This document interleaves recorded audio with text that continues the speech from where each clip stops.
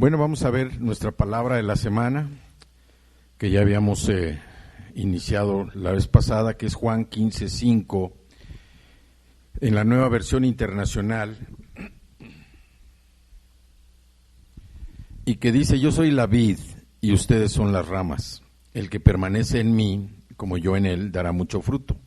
Separados de mí no pueden ustedes hacer nada. La vez pasada estábamos viendo la primera frase de esta cita. Nos enfocamos en lo que Jesús dijo: yo soy la vid, y hablamos de que hay siete descripciones que Jesús se da a sí mismo de la frase yo soy. Finalmente concluimos que Jesús dijo yo soy. ¿Por qué? Porque es la palabra que Dios también le dijo a Moisés cuando iba a hablar con el faraón y iba a hablar con los israelitas para decirles que iban a ser liberados, iban a salir de la cautividad en Egipto.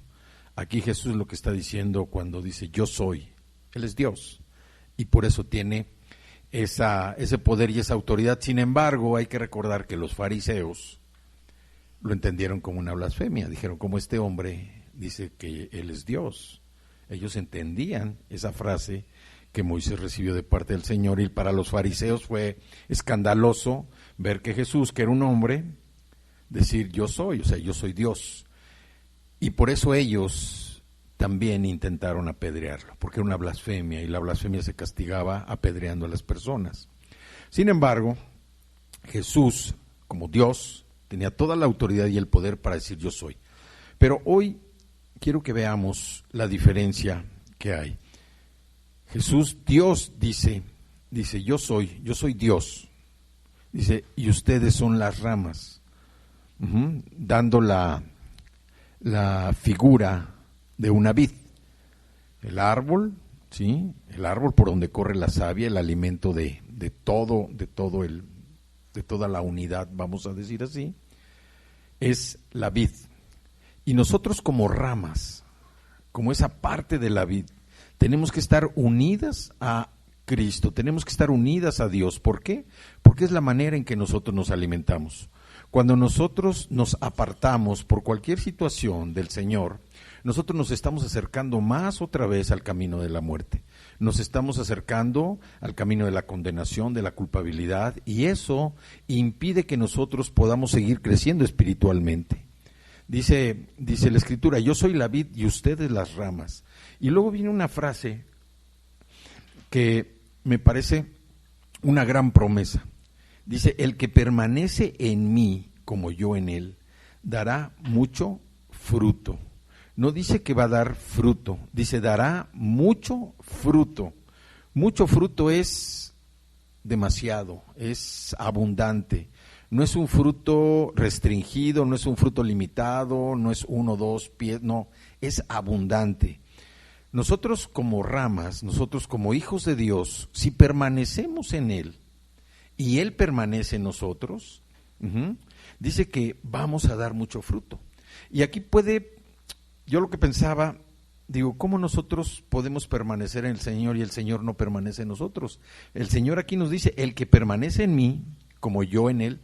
No dice el que permanece en mí y yo permanezco en Él, no. El que permanece en mí como yo en Él, o sea, ya se da una integración del Señor y de nosotros, de lo que es la vid, el árbol, y de lo que son las ramas, o sea, nosotros. Se da esa integración, porque dice: el que permanece en mí como yo en Él, va a dar mucho fruto. Entonces el Señor lo que también nos está diciendo dentro de este pasaje es que si nosotros estamos apartados de Él, no vamos a poder hacer nada.